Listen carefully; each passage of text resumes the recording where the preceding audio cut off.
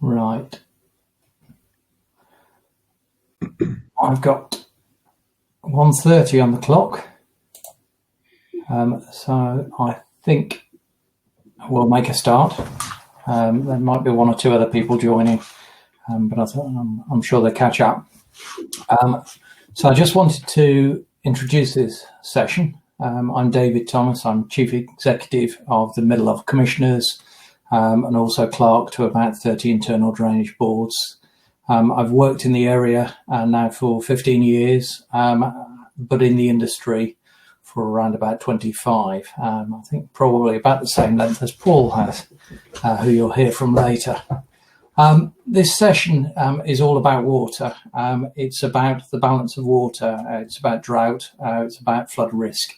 And it's about the need for that water for sustaining life. I think certainly I'm slightly biased, but I think water can be the answer to an awful lot of things. So this session will be an opportunity to explore that and how the Fens Biosphere will link into delivering successful management of water. Without going on too much, I'm going to call my introduction to a halt there. I'm going to introduce the two speakers today. We've got Robin Price, who's the Managing Director of Water Resources East, who will be speaking first, and then he'll be followed on by Paul Burrows, who is the Flood and Coastal Risk Manager for the East Anglia area of the Environment Agency. The Environment Agency never have short titles for anything. Okay, without any further ado, Robin, would you like to give us a 15-20 minute presentation? Yeah, thank you very much, David. Wonderful. So thank you very much indeed. As David said, I'm Robin Price. I'm the Managing Director of Water Resources East. I'm going to talk for the next, say, 15-20 minutes around how we are thinking around water planning in a whole new, much more in-depth manner, and particularly focusing on why we're particularly pleased to be involved in the Fens Biosphere and to be part of the steering group. So, drought or deluge, new approaches to water management and how Biosphere is going to help. So, Water Resources East, what are we doing? What's our role in life? Well, we are one of 5 regional planning groups now set up under the auspices of a national water resource planning framework, which was published by the Environment Agency back in the spring of last year. And this brought together 5 regional water resource planning groups, themselves in the east, colleagues in the southeast, the West Country, the west, and the north of England. And the aim of the national framework is to really take a step forward from the traditional, predominantly water company driven water resource planning, where the focus has traditionally been on the provision of water for public water supply. As regional groups, we are now taking a much more joined up approach and thinking around the needs of all water users in our respective regions. And we're also now looking at the opportunities to join up flood risk and water quality challenges too. So our role as WRE, and indeed all of the regional groups, have a regional plan to produce. We have to produce, co-create and produce a regional plan, which we'll publish in the autumn of late summer of 2023. And this will be a plan which will highlight the future demand for water and a set of options to enable that demand to be met. And this will take us to 2050 and indeed far beyond, we anticipate. So in terms of the breaking the task down into fairly simple elements, we have to understand, as I say, the future demand for water, and there are three main kind of demand drivers for water in our region and indeed across the UK. And the first one is, of course, the region's environmental ambition. Every region has environmental ambition. Every region wishes to has desires, has thoughts, have wishes and things for their environment, their local environment to flourish. And this has perhaps been absolutely brought to the fore over the last kind of 10, 11 months or so. But also every region has an economic ambition. So every region, and Eastern England is no different, wants to accommodate new homes and businesses, wants to grow more food, wants to manufacture more goods and services, wants to have a thriving tourism and well-being and leisure economy as well. So all of these are future drivers for additional water need for the region, and all of this has to be done and delivered and thought about and planned under the context of an ever-changing climate. So, and what we are trying to do through Water Resources East is just very gently merge environmental ambition and economic ambition conversations, basically on the predication that if we don't have a thriving, resilient environment, then we're never going to become anywhere near reaching our economic ambition. So let's sort out where we need to be from an environmental perspective, and everything else will follow. And we are here to develop a set of supply options then to meet the demand. And again, this has to represent the best value for all sectors. This isn't just around new drinking water sources. This is water for irrigation, for energy, and many other uses. And we're developing a hierarchy of options, firstly starting with demand management. So we all recognize we all need to use less water than we are doing at the moment. So, and that isn't just us in our homes, that's everybody. Our next thing in the hierarchy of options is nature-based solutions. So what can we achieve through nature-based solutions? Nature has the answer. Nature has solved this, and we've spent many years slowly arguing with nature and fighting against nature. Well, some of this is about reversal of that process and letting nature do the job it has evolved to do. But we do recognise there will have to be some hard engineering as well. We will still need kind of grey infrastructure, reservoirs, pipes, desalination plants, etc. So all of those have to be kind of built into the portfolio of options to meet the demand. And the problem we're trying to solve, so on an average day in Eastern England, we use about 2,311 million litres of water, megalitres of water per day, and only 85% of that is used to produce drinking water, with the other 15% used particularly to irrigate crops, to produce the food and manufacture the food, and also for energy. If we contrast that with London and the South East, 98% of all water taken from the environment in London and the South East is used to make drinking water. So we have a different problem a different planning problem to our colleagues just to the south of us. And again, it just shows the need to work in a multi-sector collaborative way, joining things up. And looking forward to the 2050s, looking at kind of the additional, these are our kind of current estimates for the additional volumes of water which will be needed for this region by the 2050s and beyond. And our current estimates put this at somewhere between an additional 531 and 1,656 million litres, megalitres of water a day. So at the top end, it's about 70% again of the water that we're currently using we're going to need to find. And the drivers are climate change, the need to protect the environment through sustainability reductions, growth, decarbonisation, and growth in the agricultural sector. And our role currently as WRE, we're working very hard with lots of organisations to firstly understand the difference. How do we reduce the gap between those two numbers, and how do we get increased certainty over those numbers? But the problem is real. We have a real problem in terms of future water resource requirements for Eastern England. So WRE, we are an independent company. We were originally formed by Anglian Water back in 2014, but at the end of 2018, there was a realisation that the way to solve this problem was not going to be solved effectively by Anglian Water alone, and this also couldn't be seen to be a water company-led initiative. So WRE became an independent, not-for-profit company limited by guarantee. We created a new governance structure, a central board of directors who co-fund the central operation, but importantly, creating the organisation as a membership organisation charged with the co-creation and the collaboration of the development of our regional plan. We're a very small team, and we rely absolutely on a lot of partnership working to deliver our work. And I'm really pleased that as I sit here today, we've just topped 130 individual organisations who are all with us and are all working alongside, standing shoulder to shoulder to us in the co-creation and the development of this plan. And we truly want to ensure that this plan feels that it is owned by the Fens Biosphere, or organisations within the Fens Biosphere, as much as it does organisations in Essex or Lincolnshire or universities or whatever. So this is a true co-creation process.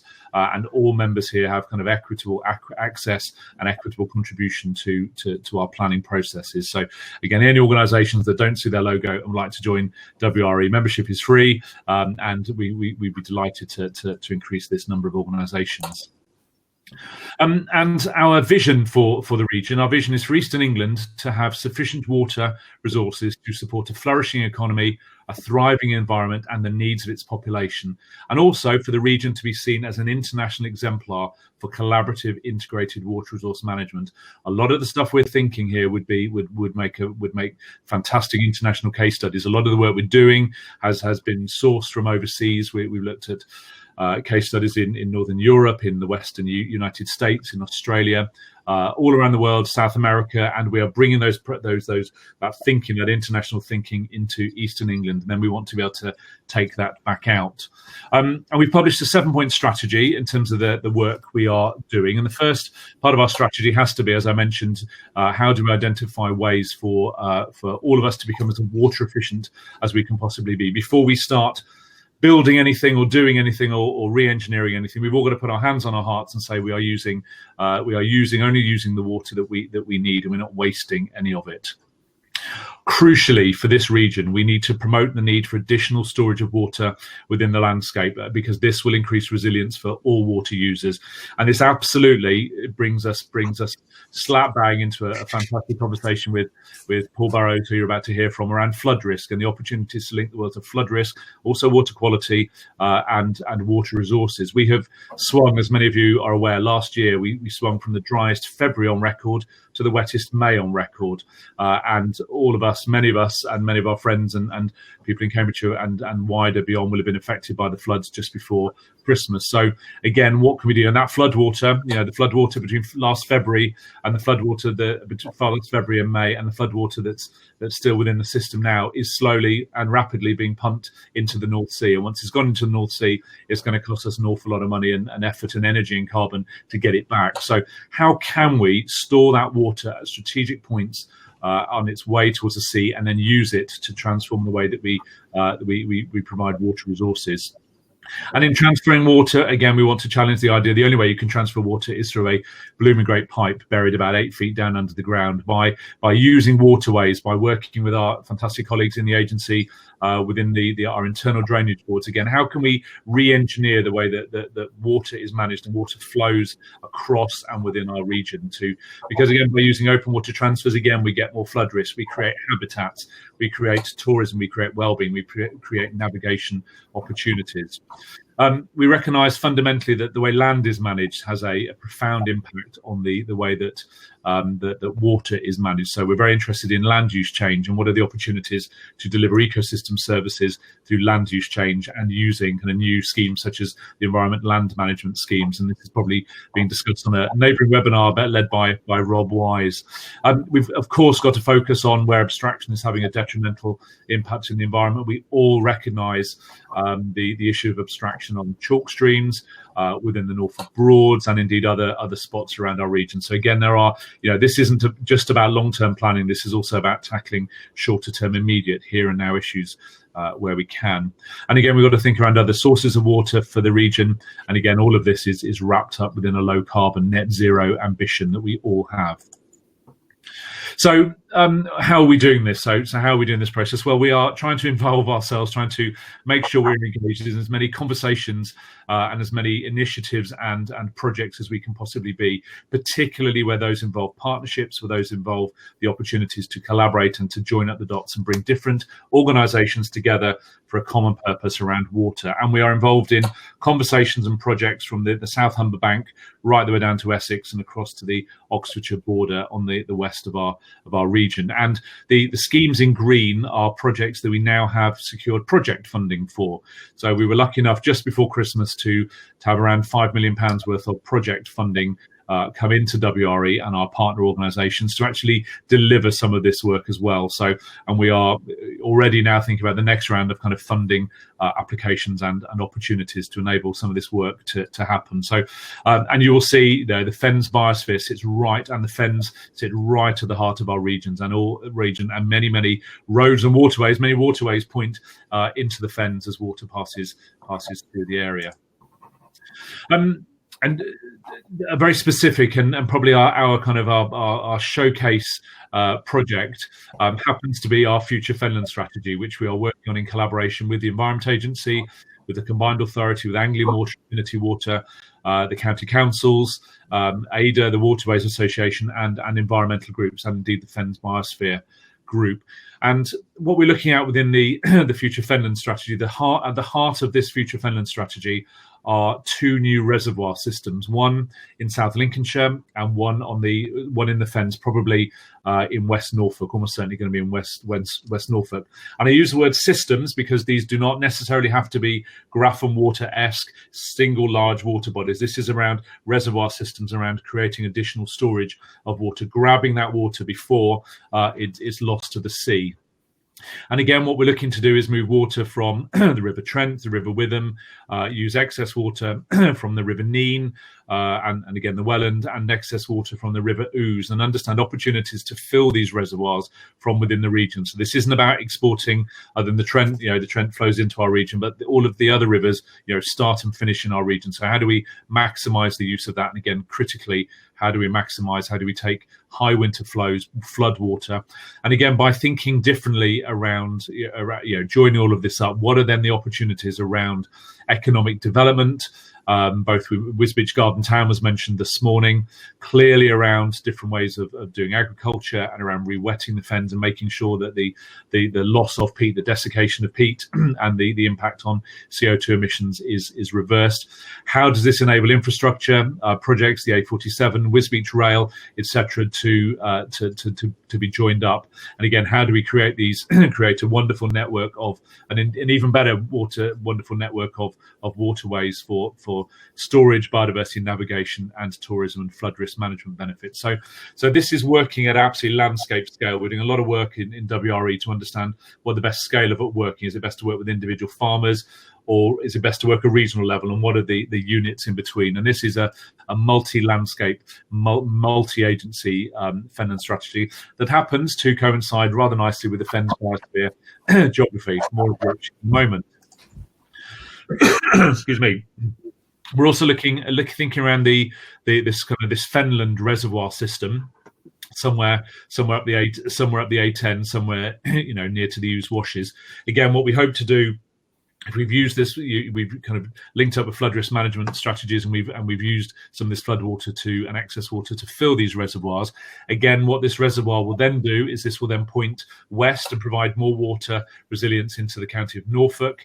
And again, we'll hope to seek to provide resilience for the agri-food sector, to reduce the reliance on abstraction from chalk streams such as the Wensum or the Wissey. It will also point kind of due south back into Cambridge, and again we see this as a crucial part of the opportunity to significantly reduce abstraction from the chalk streams of South Cambridgeshire and indeed the Cam and Ely Ouse catchment. And this will also provide resilience for the Denver, the Ely Ouse transfer, which supplies water, a huge amount of water for the county of Essex. So again, this isn't just a water company problem to solve. This isn't just environment agencies. This is a piece of critical national infrastructure, and the conversations and the collaboration that are going to be needed to deliver this are going to be enormous. Again, the Fens Biosphere project is going to be a crucial enabler for us. We're also interested, very briefly, at what does an exemplary community look like. We've heard a lot around the benefits of a biosphere for community engagement, and again, this is part of our kind of water efficiency, water demand management. So again, I'm lucky, I'm delighted to live. I will, if subject to go ahead, I will be a resident of the Fens Biosphere down in the parish of Aberystwyth and Wennington near Huntingdon. And again, how could we as a community, as a small village of 250 homes, how could we all be engaged in the water conversation around, we've all got smart water meters, we're all using 80 litres per head per day, we have wonderfully water efficient RHS approved gardens, we're all flood aware, we're all resilient to flooding. We wouldn't dream of putting the wrong thing down the plug hole on Christmas Day, etc. And all of our buildings are water efficiency exemplars. And again, I see the Fens Biosphere as an opportunity personally for me to engage with our parish council and say, look, what's our plan around water, everybody? What are we doing, kind of thing? So again, that vehicle for engagement, I think, is going to be hugely valuable for us.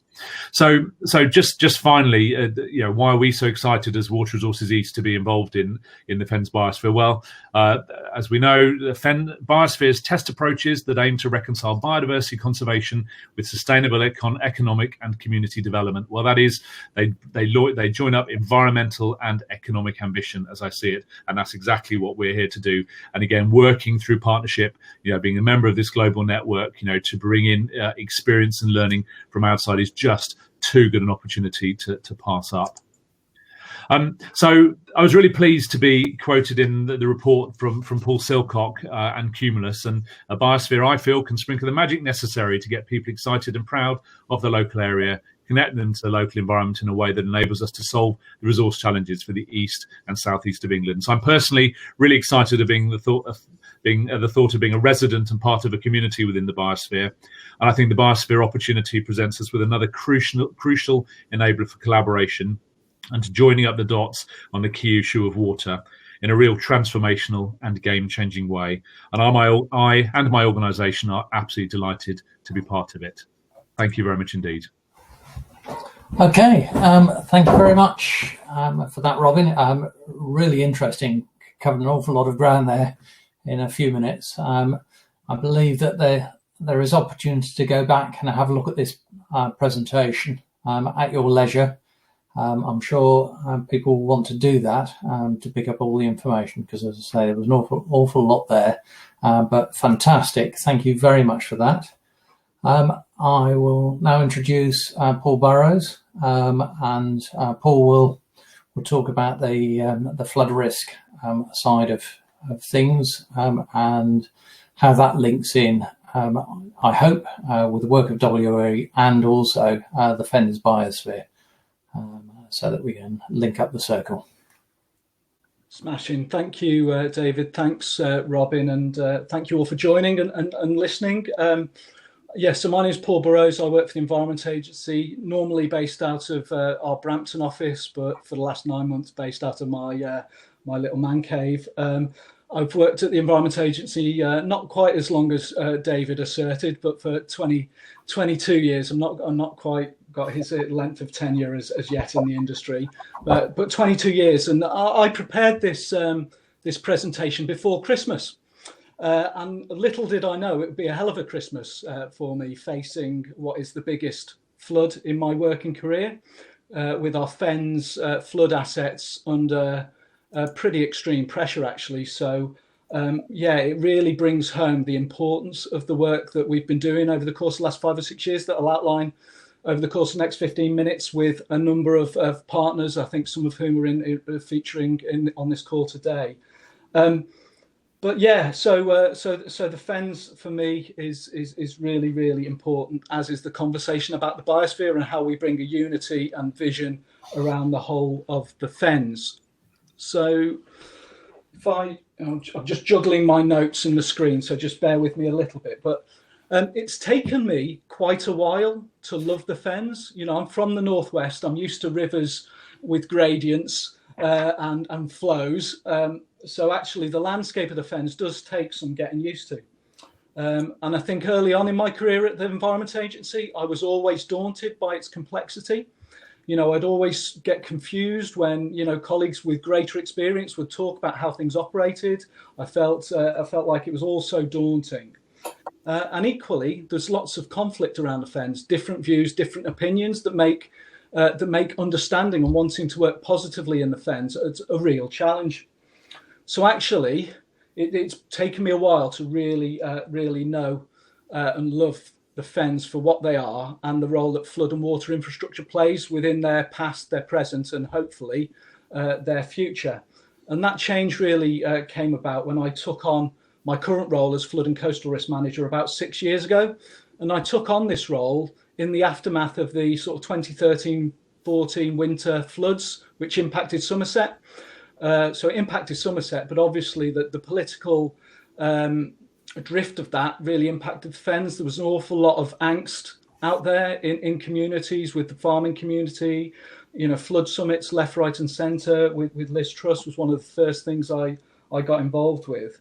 And what I was really keen to do was not drift into the tactical hearsay challenges, but actually try and take a step back, try and listen an awful lot, and work out how we could build some really strong foundations that could work proactively to work together in the future. And it's places like I'm shared on the screen there that really bring it home, when you get to understand the infrastructure that's out there, the passion, the intellect, the history of it all, and then you're in a role that I am, where you feel that you've got that future responsibility. That's what's drawn the passion out there. So I'm hopeful that a number of you have seen the YouTube clips that I pulled together a little bit impromptu during the floods, and they're online. They've had some good views, so thank you for all that. And hopefully that can bring some of the flood infrastructure to life, and hopefully we'll do more of that in the future. But it's places like St Germans that David owns and operates. If you ever go there, and I'd recommend you do, it's like a James Bond lair. Not that David Thomas is Herrn Stavro Blofeld, but it's massive, it's fantastic, but it's hidden away. You wouldn't know anything about it. Denver Sluice and the complex at Denver, the water management centre of the universe in a little village in Norfolk, plays such a huge, key, important role. And the Ouse Washes, most of us know about the Ouse Washes, but its scale, the role that it plays for multifunctional benefits can't be understated as well. So for me, the Fens is more than just a job. It's personal. I enjoy sharing and learning about it and taking the family out there. But what I'm really determined to move away from is all major investments and choices in the Fens, if you look through history, have by and large been sparked by either greed, for want of a better word, new technology, or on the back of disaster. So actually, how do we create a future that isn't sparked by any of those in isolation, or by a balance of factors that is positive, that brings everyone together? Right. So when I look at the Fens, I look at it in the context of its wider catchments. And for me, in terms of my geographical cover, I look after the Great Ouse Fens. And the Great is in the title of the Great Ouse for a reason. It is a fantastic catchment. It's the 5th largest river catchment in England. So the Fens component of the Great Ouse catchment effectively is everything from Erith downstream. And the challenge we have there are lots of flood assets. Those assets provide multiple benefits for water supply, water resources, irrigation, navigation, conservation benefits. There are lots of organisations that have roles and responsibilities within them. Generally, through history, those organisations have worked in isolation from each other, or had, or kind of been pitted against each other in some ways as well through history. So the relationships have been suboptimal in terms of long-term strategic visioning. And equally, financial planning has tended to be of short-term horizons as well. And those assets that we have are generally work well. Lots of them have come into the end of their design life, but they work in the rural idyll with people really not knowing how they operate and therefore taking them for granted, perhaps with a component of complacency. So we haven't got a long-term plan. And what the flooding recently has shown, it's not just fluvial and tidal pressures that we should be concerned about in the Fens, but places like Ramsey and March and others, surface water pressures when rainfall floods on saturated land within small urban areas creates flood problems as well. So that's the Fens, but actually in the context of the Great Ouse catchment, how do we think about all the catchment pressures? So we've got climate change from the sea, from rivers, from rainfall. We've got the economic growth ambitions that Robin talked about earlier. And for us, whatever your view on growth is, we've got some significant housing growth in the catchment that is, it's been going on forever, actually, hasn't it, incrementally, but actually the ambitions around the Oxford to Cambridge corridor will accelerate that further with road, rail, and obviously that puts a a pressure not only on water quality, water supply, short streams, those really important things, but actually it creates challenges in terms of long-term flood resilience. So how do we turn those challenges and maximise the opportunities around that? How do we get the best for the environment out of the economic growth that needs to happen to balance those factors that Robin described earlier? Now, within our world, we've got the 25-year environment plan from the government, which we operate under, sets some really strong vision about environmental net gain and leaving the environment in a better place for future generations than we leave it. And from a flood perspective, we've got a new national flood and coastal erosion risk management strategy. And within that strategy, the Fens is a named case study under the food and farming sort of components to it. But actually, the Fens is unique within the national strategy, and that there is an active measure that all flood risk management authorities need to come together to deliver for the Fens. And that's the only measure in the national strategy with a geographical place. So we're working with partners to develop the actions associated with that. We've been using those effectively policy frameworks to really advocate for flood and water infrastructure within a lot of the growth plans that are happening locally and nationally. So if you ever read the document there on the top right, the National Infrastructure Commission's focus on Milton Keynes, Cambridge, Oxford ARC, as it was called, there's a very, very little reference in that to flooding, to environment, to flood management as critical infrastructure. So we really wanted to change that. So we've been doing lots of advocacy over recent years, such that if you read now the local industrial strategies that have been developed, flood and water is woven strongly within them and gives us a sound platform to move forward with. But what we needed to do was move from advocacy, because it's great, having a good story, but we need evidence behind it, and we'll only influence policies and funding with a strong evidence base. So I'll describe now what we're doing. So we're continuing to invest in flood assets in and around the Fens, and now we're working more collaboratively than ever with flood partners, including the many internal drainage boards within the Great Ouse. And we're actually now just about to get on the starting box for the long-term adaptive plan, looking at future choices for flood management. And that's really, really timely when you think about what Robin was describing about the water resource choices that need to happen in a similar timescale. So so this is all about building on that advocacy.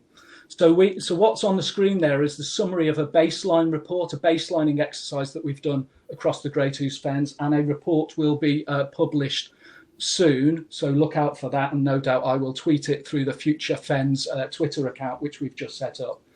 But the benefits of the current flood risk management regime were calculated at £17.1 billion a year, with around 32,000 households, 4,500 commercial and industrial properties, and about 135,000 hectares of agricultural land benefiting from existing flood risk management infrastructure. And within that, there are 70,000 jobs enabled by flood management infrastructure. But for flood management over the next 100 years in the Great Ouse Fens will cost in excess of 1.8 billion. And that accounts for capital works, operation and maintenance of over 300 assets that we and internal drainage boards, local authorities and Anglian Water have. But that assumes that there is absolutely no change to the current standard of service. So we don't keep pace with climate change. We just have the pumps at the same capacity they are, or the banks at the level they are today. So lots of money needed just to keep ticking along. And within the current national policy framework, funding contributions to complement government grant will be needed of between 810 and 890 million pounds over the course of the next 100 years. Now, through this baselining exercise, we've also played on top some very high-level climate change assessments. So at the moment, 32% of the Great Ouse Fens is below sea level, basically. But with climate change, we anticipate that by 2100 to be 62%.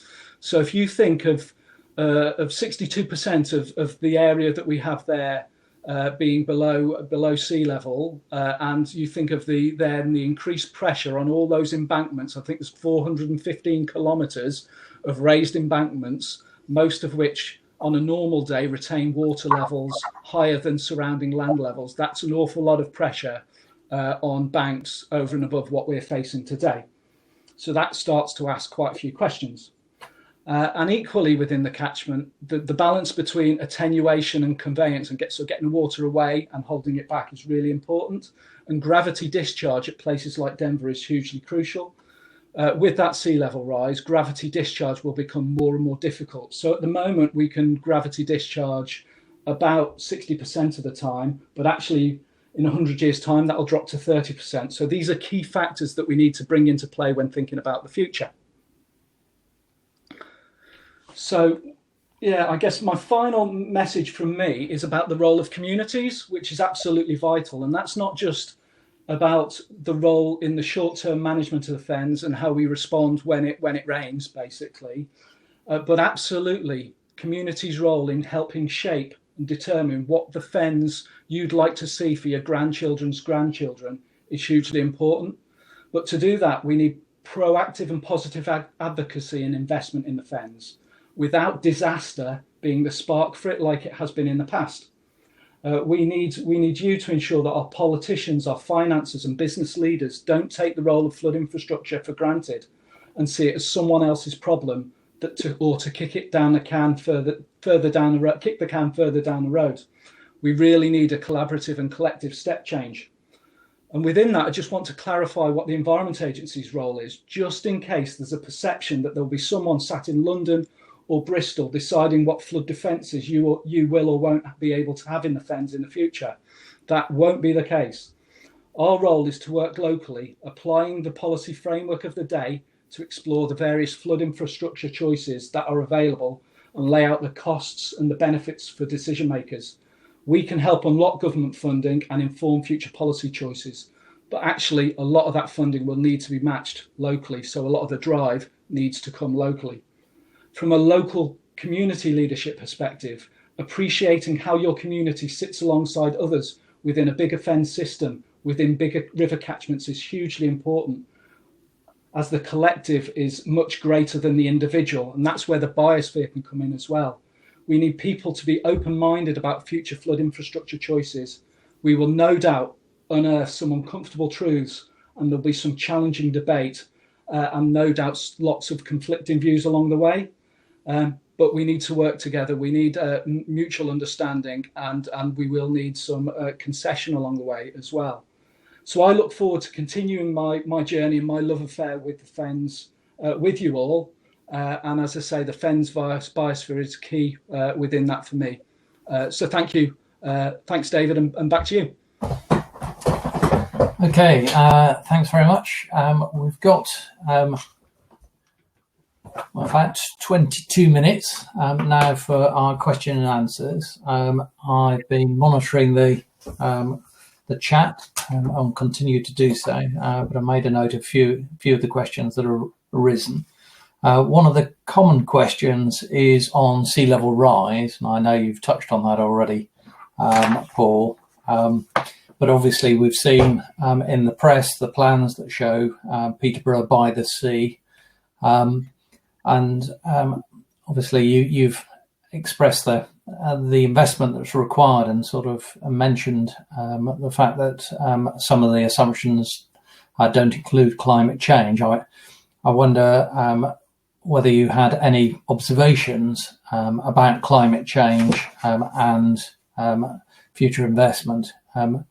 Personally, I've always seen that there are areas where the value is just so high that when you're looking at cost and benefit, it is clear that the investment continues to be required, just like looking at probably replacing at some point the Thames Barrier in London.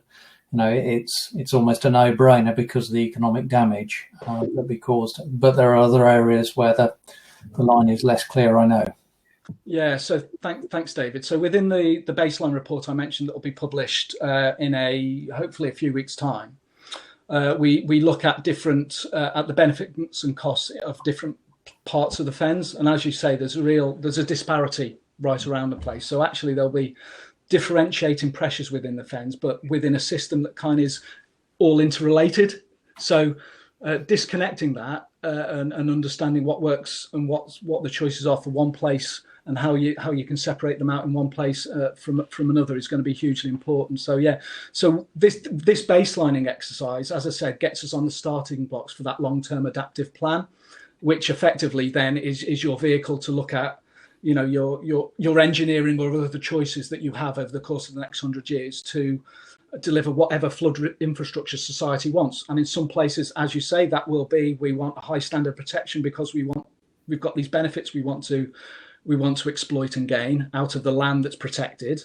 And there'll be other places where you go, you know what, we're going to have to think differently here. So the blend of engineering options featuring, traditional type flood infrastructure versus what we do in the wider catchment in terms of attenuation upstream, be that natural or natural solutions or more engineered, reservoir type things. There'll be a combination factor of all of that, but within it all, there'll be parts of the Fens, I think, that has probably a financial pressure more so than others, and that's what we need to scope out with you all effectively in collaboration over the next couple of years, so we get the scope for that adaptive appraisal as right as we can be. But we are pushing boundaries here. So on the scale that we've got in the Fens, yes, you've got Thames Estuary, Humber Estuary scale strategies, but actually I don't think they're half as complex as what we've got in the Fens.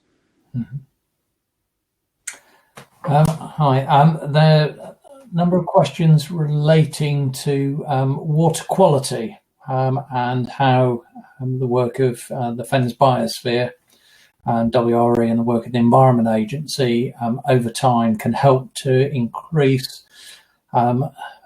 improved water quality in our main rivers and smaller channels. Can I give that one to Robin first, and then to you, Paul? Yeah, absolutely. Thank you. Thanks, David, and thanks for the questions. Yeah, water quality is obviously a clear driver, and we can't just focus on water resources or just focus on flood risk and or focus on water quality separately. So we've got to join all of this up, and I hope that the sort of the conversations and the collaboration that the Biosphere will enable and will allow and be, as I say, be a vehicle to enable these conversations, will enable communities, to take, to understand their impact on water quality. It'll enable, to bring water companies in, it'll bring the agency in, it'll bring farmers, landowners in as well into a conversation around particular areas and priorities for improvement. So water quality sits right the way through the even though we are called Water Resources East, kind of thing, there's a bit of a misnomer there. That's our focus. We're absolutely also focused on water quality. Yeah, and the only thing I'd want to add, because obviously from a water quality regulation perspective, we're obviously tapped into that world, but that's not what I do within the Environment Agency. So from a flood perspective, what we look to achieve through all of our investments, be that the Environment Agency or internal drainage boards or others, are as many multifunctional benefits as we can through the investment in flood management and infrastructure. So certainly from a water quality perspective, it's how through this investment can we improve water quality if and where that's practical through the investments we make, and how does the water quality angle inform the choices that you might apply to what investments you do or how you operate your assets. So how do we use the flow and attenuation components within the system to benefit or improve water quality alongside all those other measures that, from a purist water quality perspective, colleagues with water companies and others are already enacting. There's a question on access to reservoirs and other facilities that might be created as a result of the new projects that would come out of Water Resources East. How do you think those might be made available? Are they likely to be like Willen and Caldecott? Are they going to be water sports reservoir, or are they going to be exclusively for conservation? I know from sort of locally where I live, ex-gravel pits, quite often there's a desire to keep public away to gain the maximum of conservation benefit.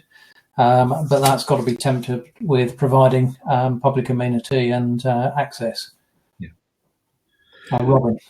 Yeah. So again, every solution, every solution. So as we move to we're currently starting the design work for the South Lincolnshire Reservoir. Within the next few years, we'll be starting design work for the Fenland Reservoir system. So thinking started now, kind of thing. And everything we do, we want to extract the most amount of value from every single thing we do. What is the most amount of value? And clearly, access to green spaces, access to water, the ability to walk and engage with water and engage with the wildlife and the environment around water is something which is hugely valuable to all of us, kind of thing. So what we can't do through this process, we can't create an asset which just provides public water supply. We can't just create an asset which just provides irrigation. We can't just provide something that's really pretty. We've got to extract, get the most value out of every asset that we create, because again, that unlocks different funding pots, different solutions, different ways of funding and operating, and only these things. Clearly with health and safety, we've got to, someone's got to take responsibility, in terms of the asset itself and everything, and dams and structures and all that sort of stuff. So all that's to be worked through, but absolutely we want to extract every bit of value out of it, and the role of nature and the role of water in our well-being as a nation has just come to the fore over the last 10 months or so. Okay, right. Climate change and carbon release. How do you think, as panel members, we can balance carbon release in the Fens? Because obviously at the moment we're probably a net contributor. We certainly are a net contributor to carbon. How can we change that without destroying the financial viability of the Fens? Big question. I'll start, but I'll also echo some of the comments in the chat about open water swimming. I'm in for that. If we can make that happen, I'd be very, very grateful. Carbon. So yeah, it's a question that I've lost my hair over already, really. But so one of the things we're doing alongside this baselining exercise is also baselining carbon.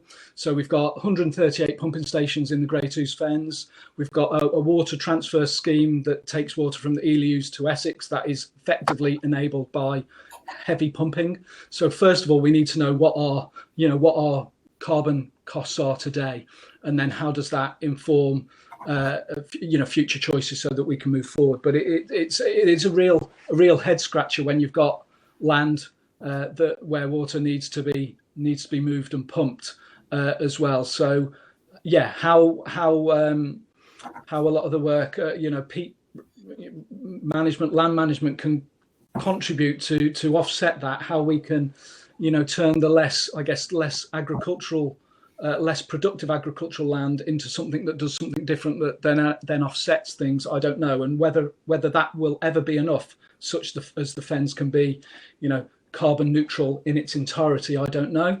But we need to really work through that collectively. I'm sure that it will be lots of different things that come together to form the answers and approach around that, not one big thing. Robin, any thoughts? Yeah.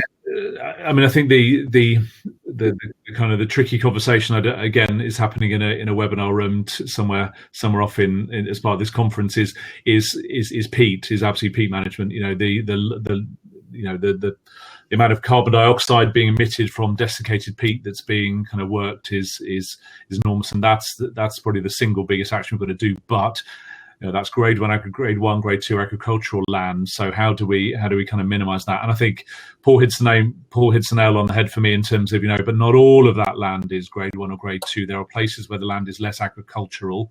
There are opportunities through this is what we need to work with farmers and landowners through environmental land management schemes, the new ELMS. work that's coming through to really maximise the delivery of kind of ecosystem services and maximise land use change that enables us to grow food and also, but to keep peat as wet as it can possibly be. All of the stuff the Great Fen Project are doing on paludiculture and wet farming and raising the water table, and you're heavily involved, David, your organisation. The Great Fen Project is a fantastic exemplar. So again, we just need to throw our kind of weight, and again, the Biosphere enables that opportunity for those conversations. Throw our weight behind those type of initiatives to look again at the art of the possible and how do we change all of our attitudes. But peat restoration is got to be as well as kind of operational costs and pumping costs and things like that, has got to be a big thing that we tackle here.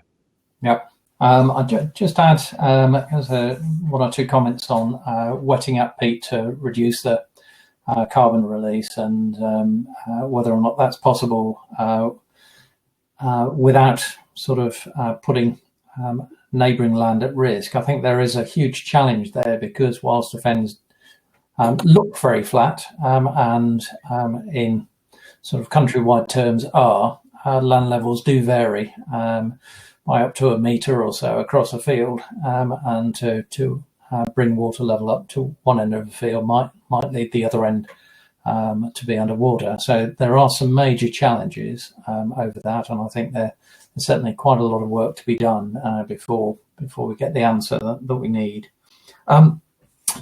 Here's a good question for you. Elms.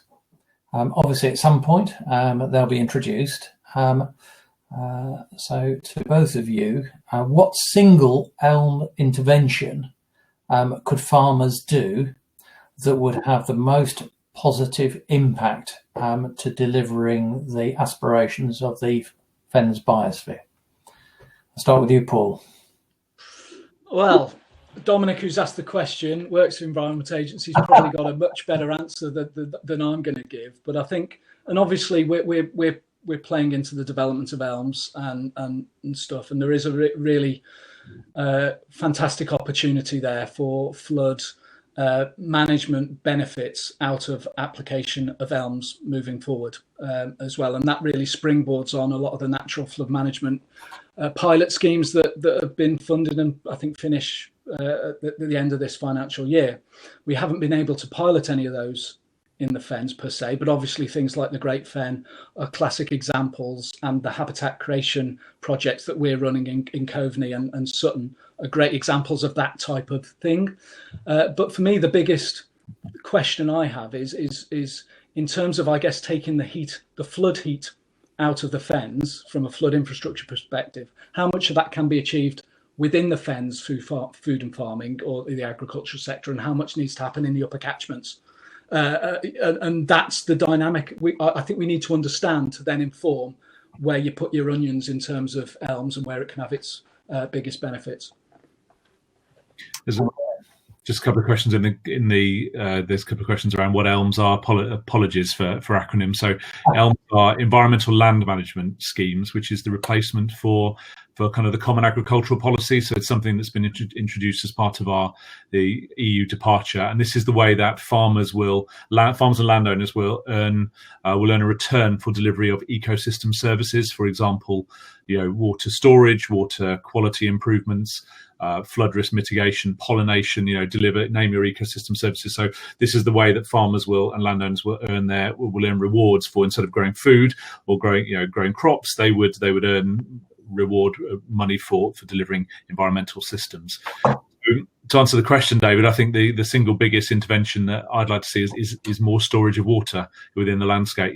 Having landowners having areas of storing water more actively within the landscape, grabbing high winter flows, high problematic flows, putting it somewhere useful, and then using it. It will drive resilience for irrigation. It will mean that people aren't reliant on kind of summer abstraction from rivers or boreholes or whatever. It's a bit of a no-brainer for me, but it just doesn't happen enough. And I think, again, elms does offer an opportunity around for a farmer or landowner who would be very reluctant to allow their part of their land to be flooded almost semi-permanently or for kind of 9 months a year kind of thing. This offers the opportunity and the mechanism. And as Paul says, we're involved in a couple of the elms test and trials. These are the way the government is piloting this, testing various various kind of opportunities at the moment, and we're getting a lot of learning from this already. So store water, please.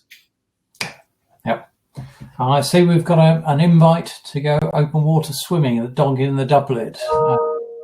I'm in. So I've not ever done it, but I'm always up for a challenge. So thank you for the invitation. And yeah, when it warms up a bit. Not today. I think at the moment it might be. It'd probably be quite dangerous. The flows, I don't think, have quite dropped down yet, have they? I don't know, but also be very cold.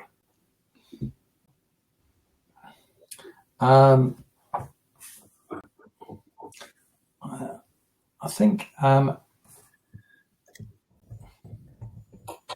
there was a question raised about, I think, the links between water companies and WRE. And also sort of a subsidiary question relating to whether or not water companies in the future being private companies, well, there's an issue there that they are never going to have the interests of the public at heart, more so the shareholders. I'm sorry to spring this one on you, Robin, but it is a question that was raised in the forum. I'm sure it's going around in people's minds, the link between the water companies and WRE. Yeah, absolutely. So, I mean, we were born from a water company. You know, this was Anglian Water, reaching out and working with the Cambridge Institute of Sustainability Leadership to say, okay, we've got a problem here. Is there a new way of doing it? So if you like, kind of Anglian Water invented this collaborative regional planning process, which WRE has become. But this is not, as I said, this is not just Anglian Water's problem to solve alone. And if we if WRE, we were just a group of water companies chatting around this, then we would end up following traditional water company processes, and we wouldn't move anywhere, wouldn't move at the pace and deliver the things that we need to do. So that's why we've gone independent, and we are truly independent. But we still have five water companies sat on our board, of course, because the water companies abstract 85% of the water from this, from the environment. But we have 10 non-water company members, and again, if you think about our strategic advisory group, 5 water companies, 126 non-water companies. So in terms of that kind of any perception of power, or this is a whitewash, or this is a greenwash, or this is just water companies forcing their way through, with a bit of paying a bit of lip service, absolutely not. Absolutely not. We should also, water companies are, there's been some questions around water companies, greedy abstractors, everything. Water companies abstract water from the environment and then deliver it to customers to use. Absolutely, leakage is a problem. There is no water company in the land that would say that leakage is satisfactory in any way, shape or form. We're very lucky in Eastern England that our water companies, Anglian, Cambridge Water, Essex and Suffolk, have amongst the lowest, if not the lowest, leakage rates in the country, which is good, but there's always far more to do. But we can't escape the fact that last summer, as with the combination of lockdown and hot weather, residents of this region used about 20% more drinking water. We took 20% more drinking water out of our tap. So that isn't greed. That's the nation doing what it needed to do to maintain its well-being. But water companies produce the water that customers take from and use from tap. So we're all in this together. We're all in this as citizens. We're all in this as water companies. Everybody, we're all in this together in terms of this demand profile. Yeah. We've only got a minute or so left, so I'm going to ask you both in 30 seconds, if you were to leave the Fens and come back in 30 to 50 years' time, what would you expect to be the biggest difference, the most surprising thing that you would see when you arrived? I'll start with you, Paul. How long would when would I come back, did you say? 50 years. Come back in 50 years' time. 50 years' time. So I'll be in my 60s.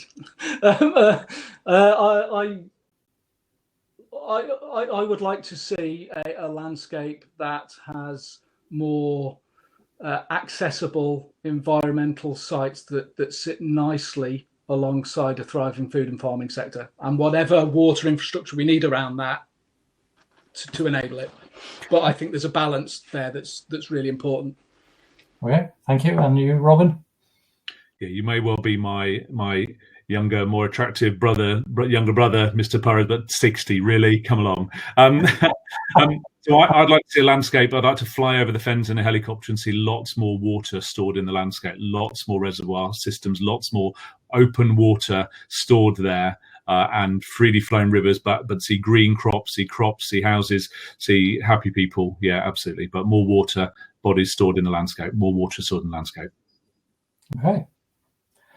Thank you very much to both of you, and thank you for everyone who's attended this session and for all the excellent questions and conversations. Those won't be lost. They'll be collated together and shared around and responded to. So that's excellent. I think this is a really interesting session, and I'm sure that we'll be having other sessions in future years to expand on ideas as they come forward. Thank you. Thanks a lot, everyone. Thank you very much.